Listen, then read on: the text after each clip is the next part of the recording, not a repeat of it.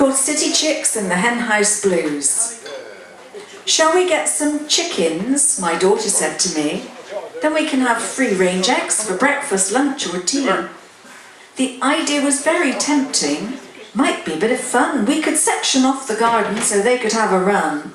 And they'd need a nice new hen house in which to sit and lay. Somewhere cosy to cuddle down at the end of every day.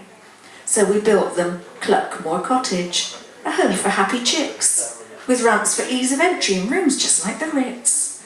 We brought home 6 baby hens and watched them start to preen. We gave them some old lady names, Doris, Betty and Maureen. Phyllis, Gertrude and little Flo we named the other 3. We had to clip their feathers though, because Flo flew up next door's tree.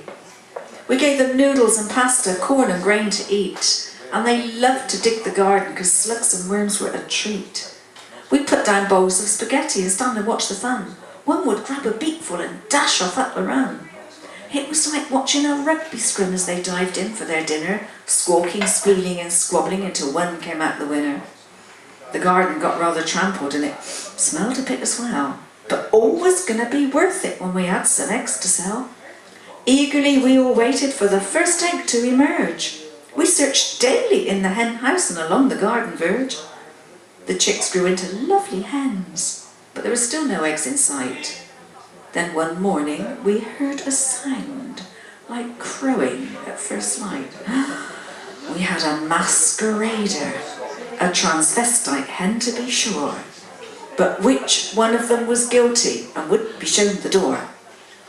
We listened hard each morning and carefully watched each one, but they all seemed to start crowing, no doubt to join in the fun. The neighbours began complaining. The morning noise was dire. One crowing cockerel was bad enough, but we seemed to have a choir. To cut a long story very short, Betty turned out to be Bertie, and we had to rename another George when we found he wasn't Gertie. As for the rest, there was more to come, for little Flo was clearly Big Fred. Phyllis was physically Philip, and Doris became Boris instead.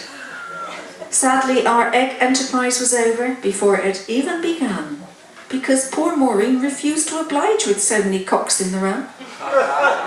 We found them all nice new homes, and the hen house we swapped for a shed. But now we have to get our eggs from the local farm instead. Thank you.